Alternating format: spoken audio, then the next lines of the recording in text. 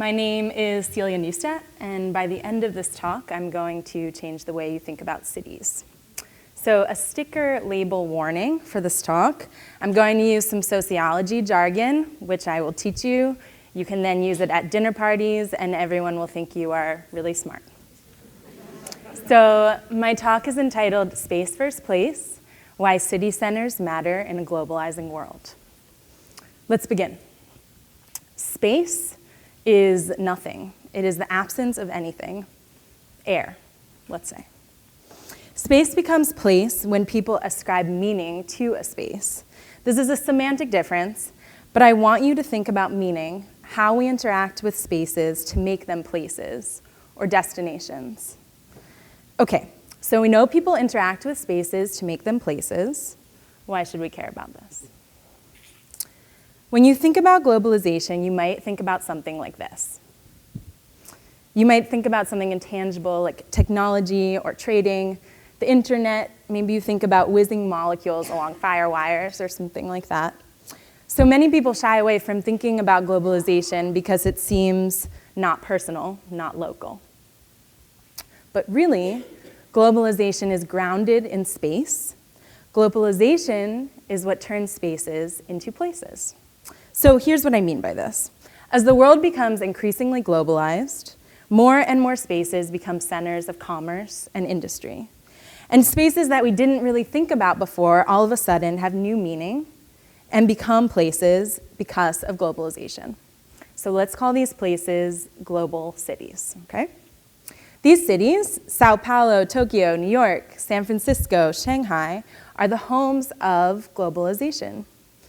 They are the home of globalization for the reason I said before, because technology and finance sectors are housed in these cities, but more importantly, they are the home of globalization because the people that work in these sectors live in these cities.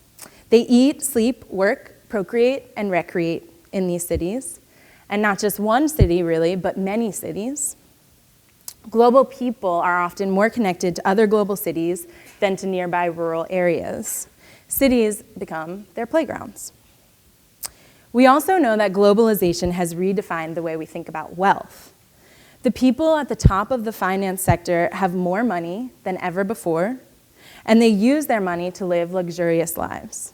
They have teams of hired help to do menial jobs for them. They have somebody to walk their dog, care for their children, their parents, press their clothes. They have life counselors and coaches. And this is also happening on a larger scale than ever before. Our global cities are divided into two main sectors. Like I said before, we have the finance and the tech sector on one hand, and the service sector of people that serve the former. You probably know where I'm going with this. As rich people need more and more services, they need more and more informal, cheap labor, which leads to a growing gap between the rich and the poor.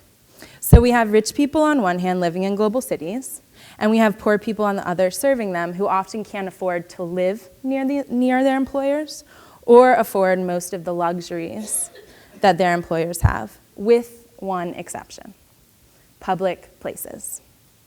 Public places in cities emerge as singularly significant since they are both a space that wealthy people claim equally as do poor people.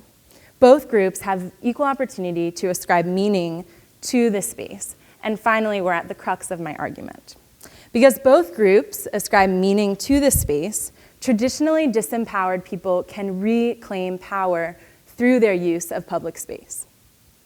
Let me give you a local example of why this matters. Baltimore, as we know it, is not that global a city. But we are a city, and we do have a significant public space, which both people in the finance sector and people in the service sector ascribe meaning to: Baltimore's Inner Harbor. Okay, so I want to tell a quick story about the Inner Harbor. I was at M&S Grill, which is in the Harbor Place, in one of the Harbor Places 3 weeks ago. I was having a beer after work, and I saw 4 black teens waiting on the corner of Pratt and Light Street to go to the gallery. So one of them was having a great night. He just knew that he was dressed to the nines and he was gonna have a great night. So he was wearing athletic pants and they were sagging down below his butt right here. and he had a visor upside down and sideways, and he had, if we have some Fresh Prince of Bel-Air fans anywhere in the building, he had a Fresh Prince of Bel-Air haircut sticking out through the middle of his visor. So I saw a white woman, mid-30s, she had short blonde hair, she was pushing a baby carriage, and she walked up behind him to wait to cross the street as well, wait for the light to change. She looks down, she sees his pants sagging, and she immediately turns 180 degrees so that her back is to him and her face of disgust is towards me. So I tell this story for two reasons. One, it shows the clash of people from two worlds coming together in the same space. They both care about this space for two different reasons and are ascribing two different meanings to this space. It is a confrontation of two worlds, let's say, two cultures, two classes, two races, two age groups, suburban versus urban, perhaps, I'm guessing. I also tell this story because Black teens have captivated this city through their use of the Inner Harbor, through confrontation, inappropriate behavior, dress, language, violence, etc. They have taken over a public space in our city. A traditionally disempowered group has power through their use of public space. These Black teens are a traditionally unheard from, non-voting group that all of a sudden become significant in a new way. Public spaces become the center for questioning and perhaps even reversing power hierarchies in our society. As Jews, we are charged with the task of tikkun olam. It is our duty to fix what is broken in the world. Part of this duty is, yes, to provide aid and resources to those who are lacking. But the other part is more sophisticated. We must engage in systemic change in a global society that places the same groups of individuals at the top and the same groups of individuals at the bottom, generation after generation. Global cities are the epicenter of this inequality, and so the site for which it must be addressed. This change is already happening here in our global city center, the Inner Harbor. It happens when Black teens come down to the harbor, hang out there, and assert their right to exist in this space. Global cities are our new olam, and public spaces are the arenas for change. In the new global age, tikkun olam is happening in public places where people from different groups are interacting and confronting each other. People without power are claiming it and leveling inequalities. In the global era, Jews who charge themselves with the task of tikkun olam are responsible for supporting and encouraging this process. So how can you do this? The first thing I would say, and we're all already doing it here today, is go to the Inner Harbor. Personally invest your time in this space so that it becomes your place, imbued with your own personal meaning. And this doesn't need to be a burden. This doesn't mean spend $38 on a ticket at the aquarium, but take a Frisbee and go play in Rashfield, or just sit outside at a cafe and spend time there.